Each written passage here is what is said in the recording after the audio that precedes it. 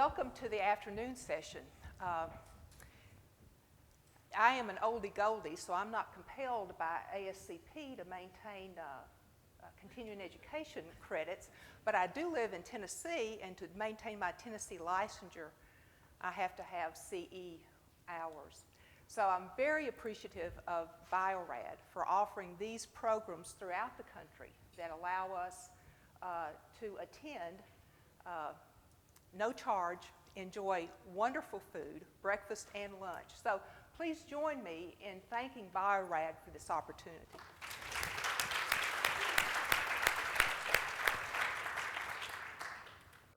We are the ultimate in problem solvers. Regardless of what area of the laboratory you work in, you're challenged daily to solve problems. So we're going to look at solving the RhD problem, and at the end of the session we want to be able to compare and contrast weak D versus partial D phenotypes, discuss the current policy and procedures for testing serologic weak D phenotypes, and then review the proposed testing algorithm for RhD typing in pregnant women and transfusion recipients. And that's where I want those of you who are exposed to the transfusion service or blood bank to be thinking about what you're currently doing, and if there's been any discussion at your facility as to how you're going to address these proposals. But first, a little history. For almost 40 years, it was known, the only blood group system known was the ABO blood group system that was discovered 1901 by Landsteiner and his folks, and from that point on, laboratorians took care to only transfuse ABO compatible units. But in 1939, Levine and Stetson reported a case, fatal case of erythroblastosis fetalis. Baby was dead. The mother lost considerable blood during the delivery, and what was then a fairly common practice that actually was initiated in the early 1800s in England, the father's blood was transfused to the mother when that was needed. ABO compatible in this case, father's blood transfused, and the mother had a severe hemolytic transfusion reaction.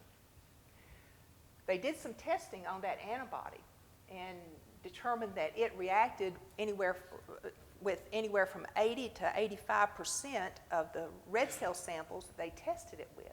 Well, within a few months, there was another report that came out from the lab of Landsteiner and Wiener, where they were looking at serum from rabbits that had been sensitized with rhesus monkey cells. The antibody that was produced and that they were able to pull off again was reactive with about 80 to 85% of the red cells that they tested it with. So it was determined that these two examples, antibody examples, actually detected the same antigen on the red cell.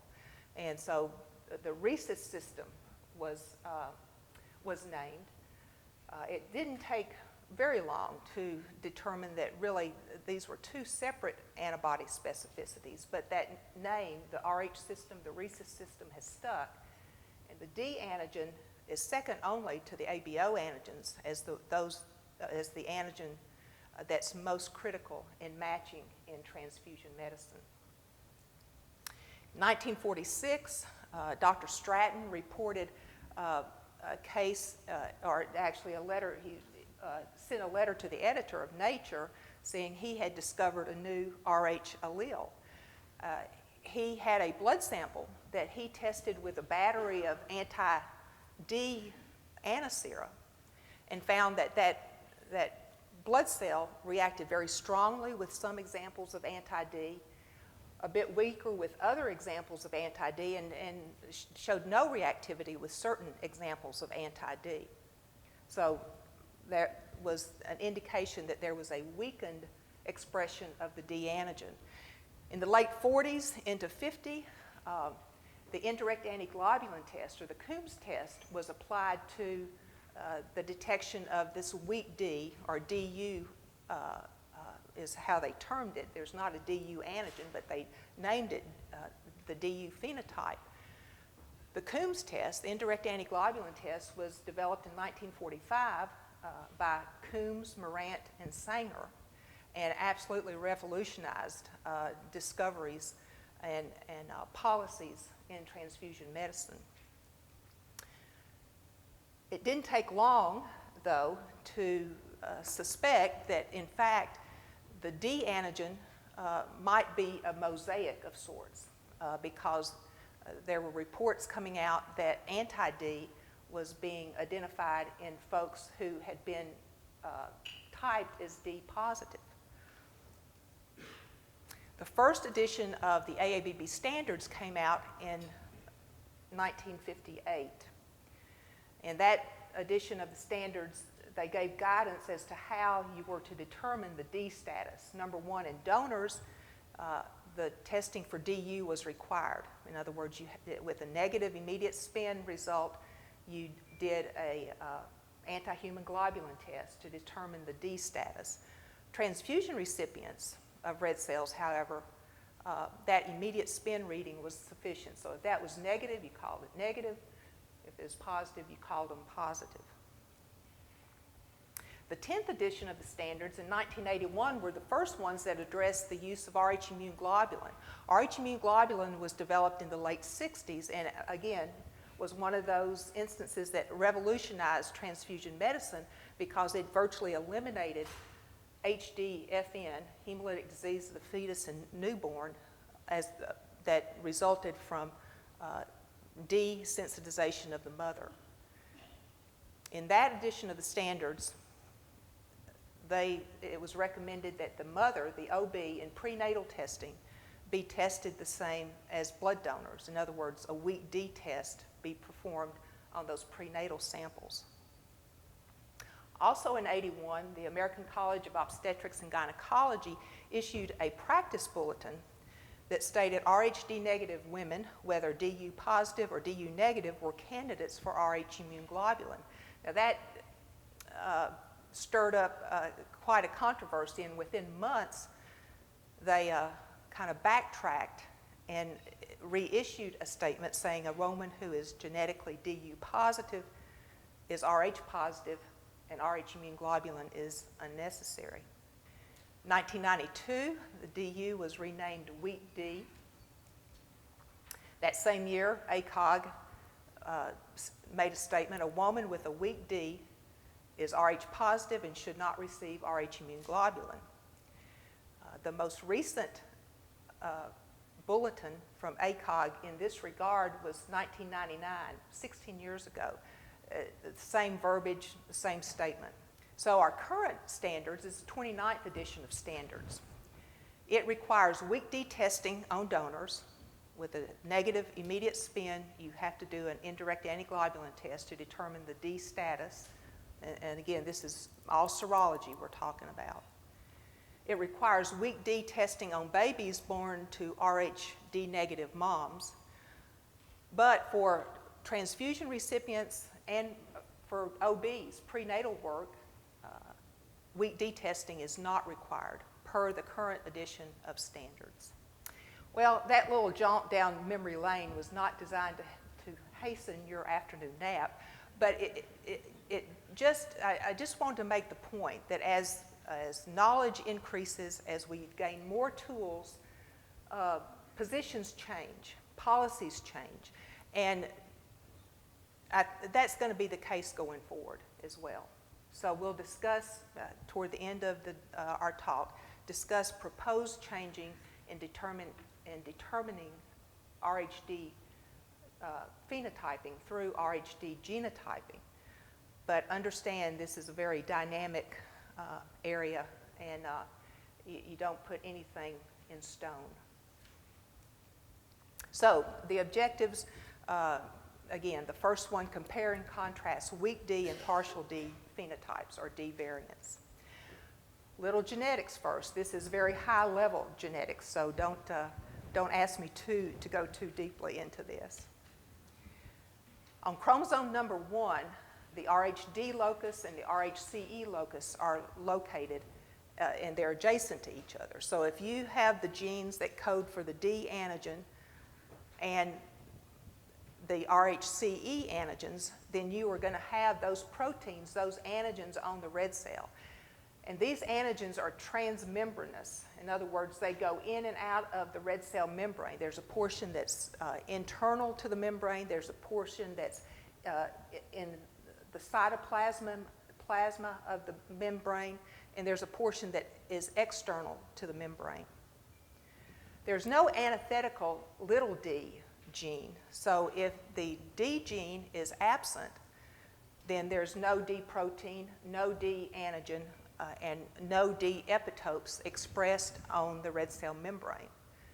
The RhCE antigens, depending on what is coded for, can still be there. So just a graphic to illustrate this point, the protein on a D positive individual in and out of the red cell membrane. Some of you that work in hematology may recall, and possibly maybe you've seen examples of Rh null red cells. Rh null red cells have a characteristic atypical morphology, and it's thought Rh null are red cells that lack all Rh antigens, and it's supposed that these antigens actually have a role in the configuration of the membrane. So if a red cell is lacking all Rh antigens, then it will affect its shape. So normal D, a wild type D antigen, has many epitopes. They're all expressed, some in the underside of the membrane, some in the cytoplasmic region, some above the cell membrane. The prevalence, the frequency, varies depending on the region of the world, the ethnicity. For Caucasians, about 85% of those folks will be D positive. When you get into the African population, that increases to about 95%, and then in populations in Asia, that can be greater than 99.5%. A D negative red cell is considered a rare phenotype. Now, I've been privileged to travel various places. I've never been to Asia, but I don't think I'm going to be going there, at least anytime soon. I'm A negative, and I don't want to risk getting into an accident that's going to require them to try to round up some A negative blood. Or at the very least, I'll pick travel companions that are O negative or A negative. My husband's A positive, so he does no good. Although I could get one transfusion from him, I guess. So variations in the D antigen expression. When you're looking at serologic weak D, that's due to a decreased level of antigen expression, usually characterized by a reactivity of less than or equal to 2+, with various examples of anti-D. Generally, these folks are not at risk of forming allo anti-D if exposed through transfusion or pregnancy to a D antigen. Partial D phenotype is defined as those examples where there are changes in the epitopes or a complete absence of D epitopes on the cell membrane. And these may have no reactivity at all, or very weak reactivity, with various examples of monoclonal anti-D. These folks, the partial D folks, are in fact at risk of forming allo anti-D. But keep in mind, you cannot classify a sample as a weak D or a partial D just based on the reactivity that you might observe with serology testing. This is a chart that came out of an immunohematology paper published in 2011 looking at various examples of weak D and of partial D phenotypes, looking at various clones in tube testing on immediate spin as well as the indirect antiglobulin phase, and in gel with the Diomed gel, which is the Bio-Rad gel, and the Grifols gel. And what I want you to note, at least two examples here, where weak D type 2 and the partial D6.1 phenotype have virtually the same reactivity pattern with this battery of reagents and methodologies. So you cannot, just based on reactivity, determine whether you're dealing with a partial D or a weak D. So serologic weak D phenotypes, these are cells that exhibit a quantitative difference versus a wild type or normal D. All the epitopes are present, but it appears from the research that's already been done that the changes in these epitopes take place either in the transmembrane region or in the cytoplasmic region. And this illustration shows where serologic weak D types 1, 2, and 3, where those epitope changes are anticipated being. In Caucasians, the incidence, the frequency of this weak D phenotype has been estimated to be 0.2 to 1%. Some ethnicities have up to 1.7% frequency or prevalence of the weak D phenotype. Over 80 different weak D phenotypes have been elucidated, but the great majority of them are types 1, 2, and 3. 85 to 90% of them are types 1, 2, and 3. And these, there has never been a report where an individual who was weak D type 1, 2, or 3 has developed an anti-D when exposed to a D antigen. Not usually, weak D phenotypes then are not usually associated with allo-anti-D development, but there have been some phenotypes, weak D phenotypes, that have demonstrated anti-D development when exposed. Partial D phenotypes are a qualitative variant. The D protein is missing some of the epitopes, and the changes are predicted to be in the external loop of that protein, of that antigen. And that makes sense when there's changes that are exposed to the outside world, then those can be antigenic in certain individuals. Most people who express a partial D here in the United States are of African ancestry, and allo-anti-D can be made against these missing epitopes. So the most important partial D that we're concerned with in the transfusion service is category 6. With regard to transfusion recipients, these folks need to be defined as D negative. You don't want to give them D positive blood. If they are a donor, however, and your donor centers are compelled to use a reagent or a methodology that would detect the D6, partial D6 phenotype, then they are categorized as D positive. So that can absolutely cause some concern, confusion among, with an individual if they've been a blood donor for some time and they have a donor card that says they are D positive, and then they come into your facility for surgery and they need blood, and they look up and they're getting D negative blood. And some of you may have encountered such a thing. I like this illustration. This comes from an article in the Journal of Obstetrics and Gynecology in Canada, 2007, looking at normal versus weak versus partial D phenotypes. So a normal D would have the normal D antigens with normal epitopes expressed. Weak D would have the normal epitopes. There'd be no changes in the epitopes, but there'd be fewer D antigens. Consequently, serologically, you may get a weaker than expected reaction when you test with anti-D. A partial D, however, could have all the D antigens, but some of their epitopes may be missing or modified in some way.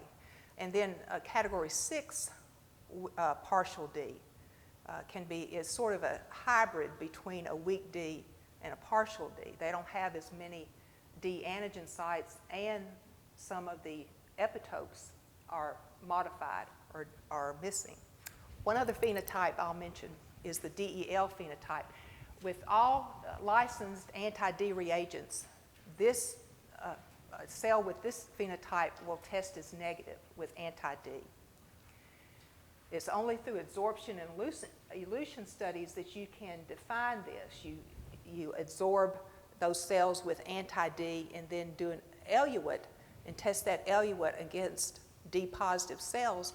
You get reactivity that would indicate that anti-D has in fact attached to a minimal number of D antigen sites on the red cell. In fact, it's estimated that these red cells, the DEL red cells, have anywhere from 22 to 36 D antigen sites per cell. That's in contrast to a normal D cell, which would have 30 to 33,000 D antigen sites. So it's no wonder that you don't get any reactivity with anti-D antisera. Most common among folks of Asian ancestry, and studies have shown anywhere from 10 to 33% of folks in the Japanese, Chinese, or Korean population who have been shown to be D negative serologically are in fact of the DEL phenotype. Now, this is important because a DEL person would be classified as D negative, so that their blood would be transfused to a D negative individual, but that individual could form an allo anti-D as a result of that transfusion. A reminder, this chart comes straight from the current technical manual.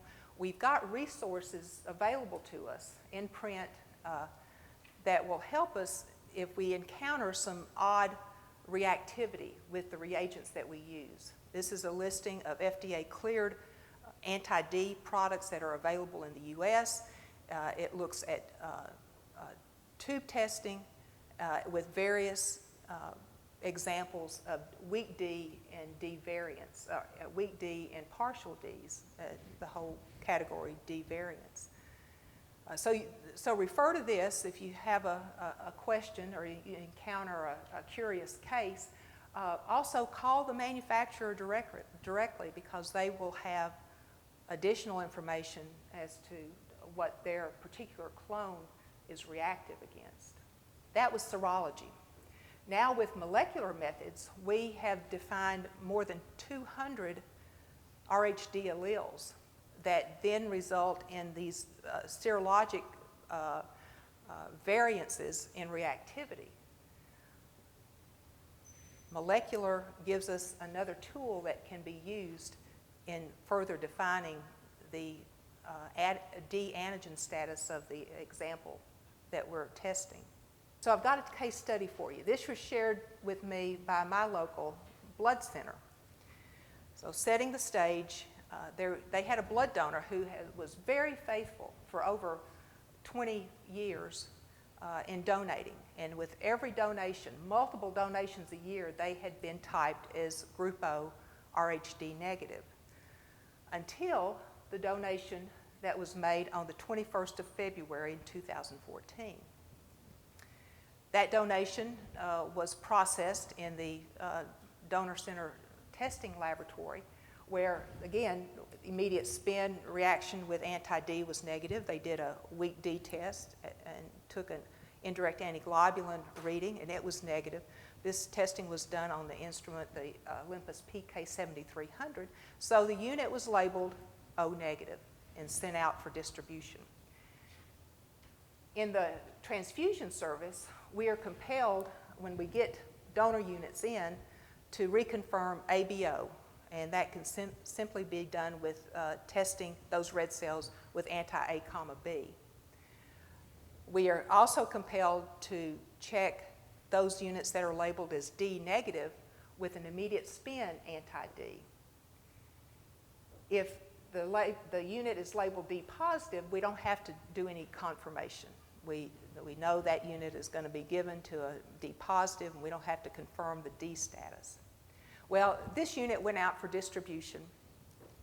transfusion service was utilizing a microplate automated platform, and when they did the D-confirmation on this platform with 2 different examples of anti-D, they got weak reactivity that could not be duplicated in the test tube. So, of course, they notified the donor center.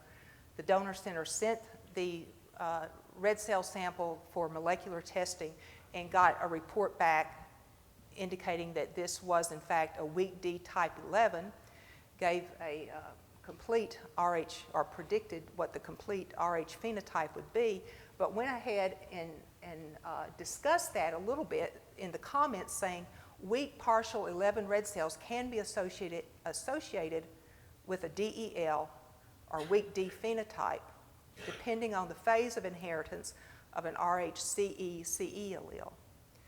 So this appears to be an example of DEL. Now, for 20 plus years, this donor has been donating blood. For 20 plus years, that blood has been transfused into D-negative individuals. I guess there is really no way to do a look back, but it would be interesting to know whether any of those recipients had developed an anti-D as a result of that.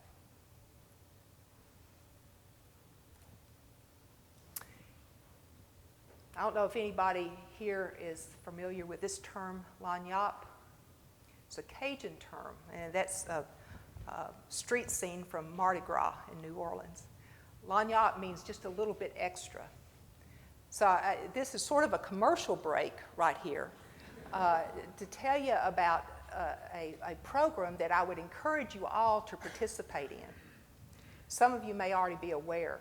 Pathquestions.com. Anybody aware of this? A few. This is a program. You can go to pathquestions.com. Initially, it was set up for transfusion medicine. The 3 doctors listed under transfusion medicine editors, probably 3, 4, maybe 5 years ago, developed this program free of charge. You can sign up, and 3 times a week, Monday, Wednesday, Friday, you get a question in your inbox. It can be on a variety of transfusion medicine situations. It could be component therapy, antibodies and antigens, serology, molecular. Monday's question is usually pretty simple. Wednesday's question is a little bit harder. Friday's question is a little bit more challenging. Now, depending on the area that they're focusing on that week, I find Monday questions can be challenging, so don't get discouraged. They have recently, well, within the last year or so, added a micro part of this too. So I would encourage you to share this with your colleagues, even your physicians, your medical directors, because it's a wonderful educational tool that's completely free of charge, easy because it comes to you every week. So let's go to our second objective. What are the current policies and procedures for testing serologic weak D phenotypes? Last year, about this time, in the Archives of Pathology and Laboratory Medicine, there was an article published that was a summary of a survey that was sent out in 2012 to CAP immunohematology participants. It was exactly the same survey that had been sent out in 1999. Same questions. They wanted to compare the results of the survey in 1999 with what the policies and procedures were in these facilities in 2012.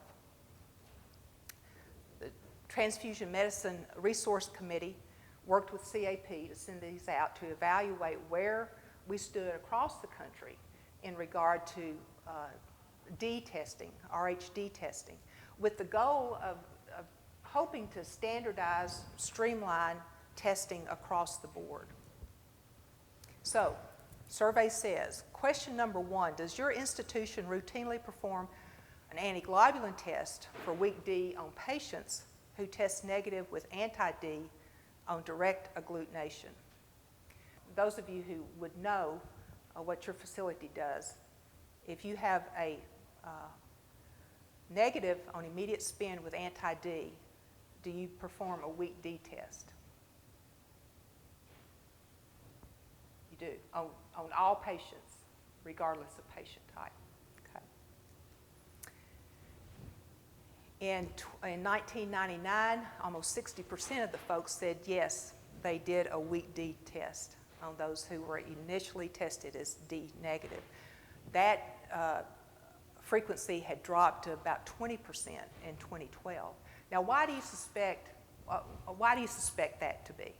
Any ideas?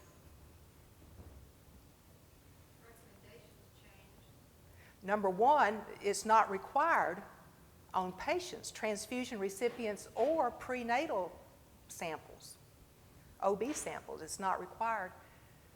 And maybe as much, if not more so, than the requirement, we're all being challenged with staffing and ability to get the work out. So if we can eliminate one step, that gets us closer to being optimally efficient in our testing. Question number 2, if a patient tests positive with an antiglobulin test for weak D after testing negative on immediate spin or for direct agglutination, how do you report the patient's Rh type? These ladies who do weak D testing, how do you report that patient type? If it's positive at the anti-human globulin phase, it's a negative on immediate spin, you do a weak D test, and you get agglutination.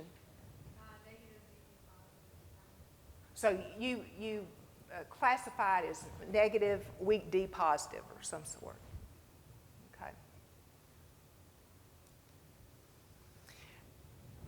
In 1999, 50% of the folks said they classify them as Rh positive. In 2012, just a slight decrease, saying that they are classified as Rh positive. Question 3, if a patient is found or known to be a weak D phenotype, how would you transfuse them? 53.5% in 1999 said they would give Rh negative blood. That increased to almost 50% in 2012. Again, following the more conservative approach to handling and managing patients. Then they wanted to know what was the frequency of discovering an allo anti-D in patients or donors with a weak D phenotype within the last 12 months. There was a decrease. Only 25% of respondents in 2012 said they had identified an allo anti-D in someone who had been identified with a weak D phenotype versus 1999 where 32% said they had seen that. Again, that correlates with the more conservative approach of administering D negative blood to these folks. Well, number one, they're not performing weak D, so they're going by immediate spin reactivity. And if it's negative, then they consider them Rh negative and administer blood accordingly.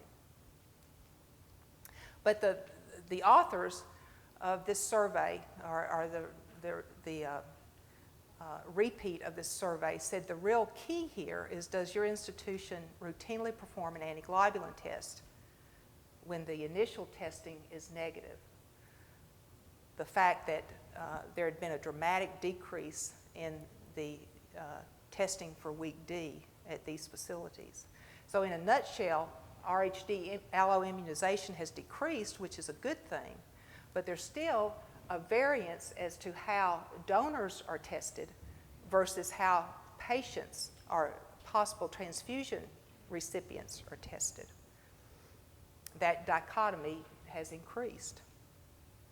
So what has been the result of this, the reissuance of this survey, and what proposals are being made as far as testing algorithms for RhD typing in pregnant women and transfusion recipients?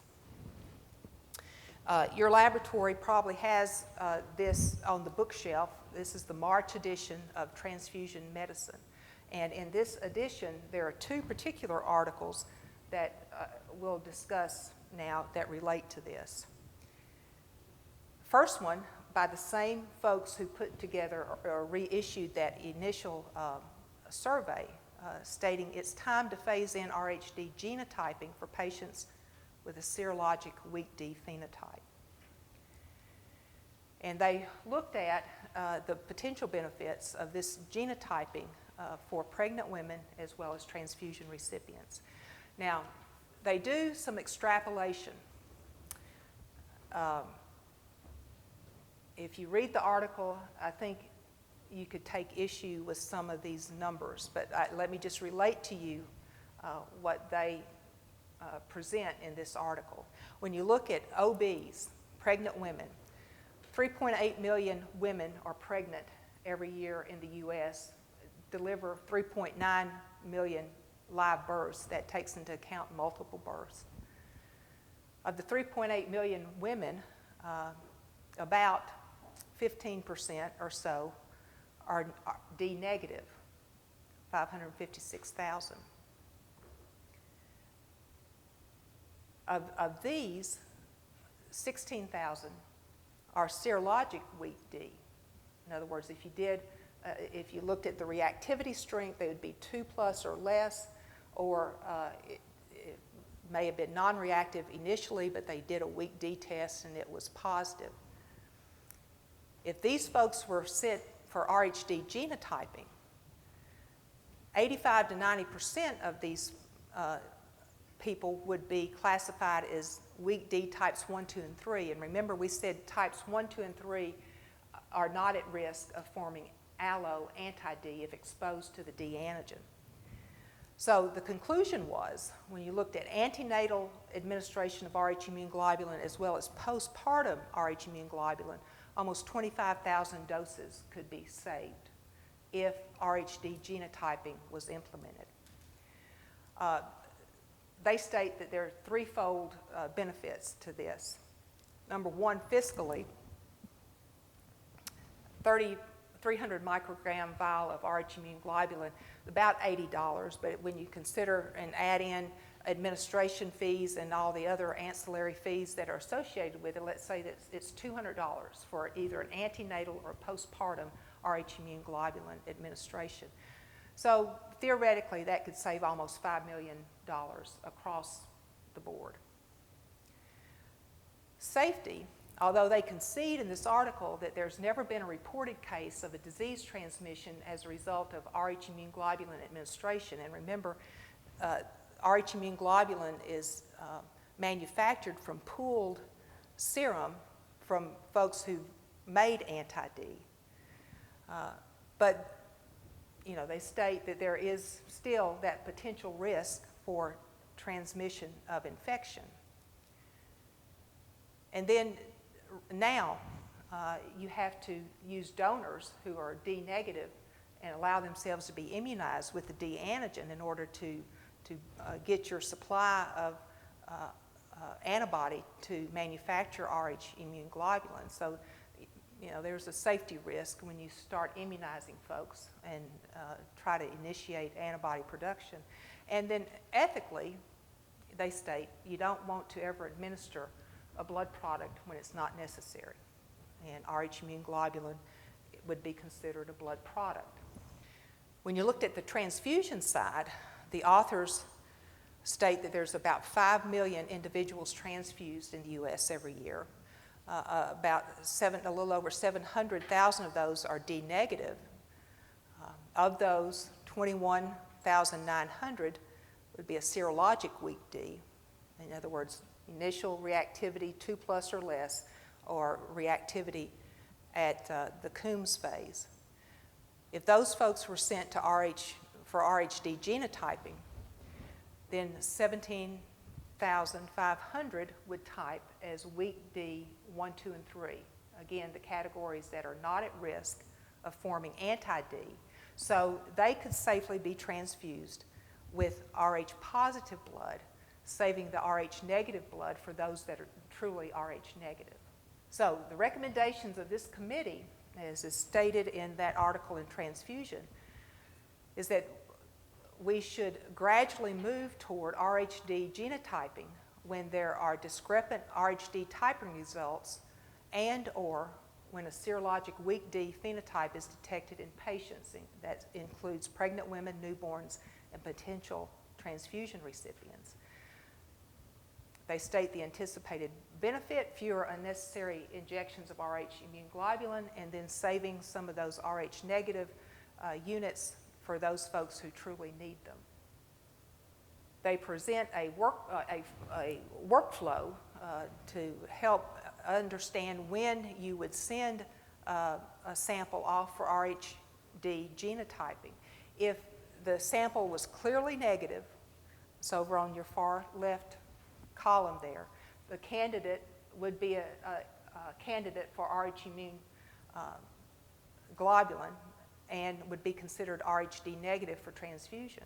On the other hand, on the right column, if there is a discrepant, if there's a clearly positive D typing result, then they would not be a candidate for Rh immune globulin, nor would they need, obviously, RhD negative blood. They could be transfused with RhD positive blood.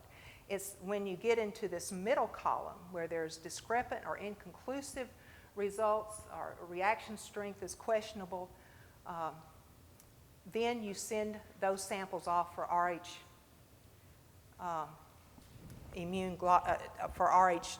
genotyping. If there is a weak D or partial D phenotype that is not 1, 2, or 3, then you need to consider them to be truly D negative, give D negative blood.